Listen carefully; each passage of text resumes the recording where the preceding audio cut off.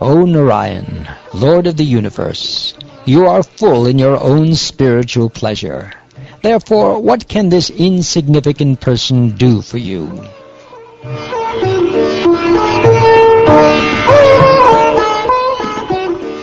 O beloved descendant of Kuru, the Supreme Lord was pleased, and after accepting a comfortable seat, he smiled and addressed the king in a voice as deep as the rumbling of a cloud. He said, O ruler of men, learned authorities condemn begging for a person in the royal order who is executing his religious duties. Even so, desiring your friendship, I ask you for your daughter, though we offer no gifts in exchange. My lord, who could be a better husband for my daughter than you, the exclusive abode of all transcendental qualities? On your body the goddess of fortune herself resides, never leaving you for any reason. But to ascertain the proper husband for my daughter, O chief of the Sattvatas, we previously set a condition to test the prowess of her suitors.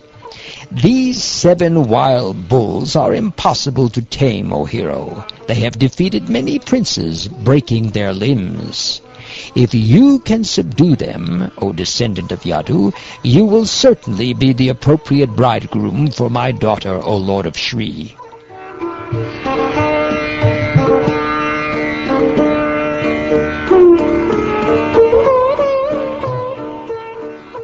Upon hearing these terms, the Lord tightened his clothing, expanded himself into 7 forms, and easily subdued the bulls. Lord Shauri tied up the bulls, whose pride and strength were now broken, and pulled them with ropes, just as a child playfully pulls wooden toy bulls. Then King Nagnajit, pleased and astonished, presented his daughter to Lord Krishna. The Supreme Personality of Godhead accepted this suitable bride in the proper Vedic fashion. The king's wives felt the greatest ecstasy upon attaining Lord Krishna as the dear husband of the royal princess, and a mood of great festivity arose. Conch shells, horns, and drums resounded, along with vocal and instrumental music, and the sounds of Brahmins invoking blessings. The joyful men and women adorned themselves with fine clothing and garlands.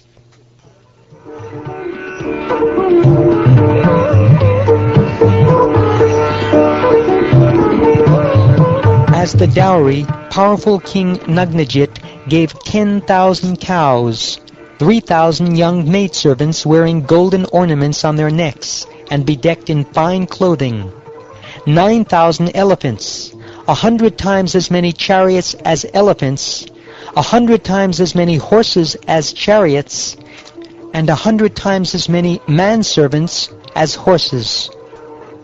The king of Koshala, his heart melting with affection, had the bride and groom seated on their chariot, and then he sent them on their way, surrounded by a great army. When the intolerant kings, who had been rival suitors, heard what had happened, they tried to stop Lord Krishna on the road as he took his bride home. But just as the bulls had broken the king's strength before, the Yadu warriors broke it now. Arjun, wielder of the Gandhava bow, was always eager to please his friend Krishna, and thus he drove back those opponents who were shooting torrents of arrows at the Lord. He did this just as a lion drives away insignificant animals.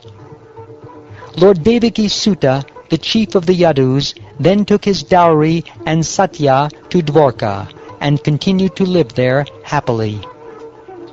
Bhadra was a princess of the Kaikeya kingdom, and the daughter of Lord Krishna's paternal aunt, Shrutakirti. The Lord married Bhadra when her brothers, headed by Santadana, offered her to him. Then the Lord married Lakshmana, the daughter of the king of Madra. Krishna appeared alone at her Svayamvara ceremony and took her away, just as Garuda once stole the demigod's nectar. Lord Krishna also acquired thousands of other wives equal to these when he killed Bhaumasura and freed the beautiful maidens the demon was holding captive.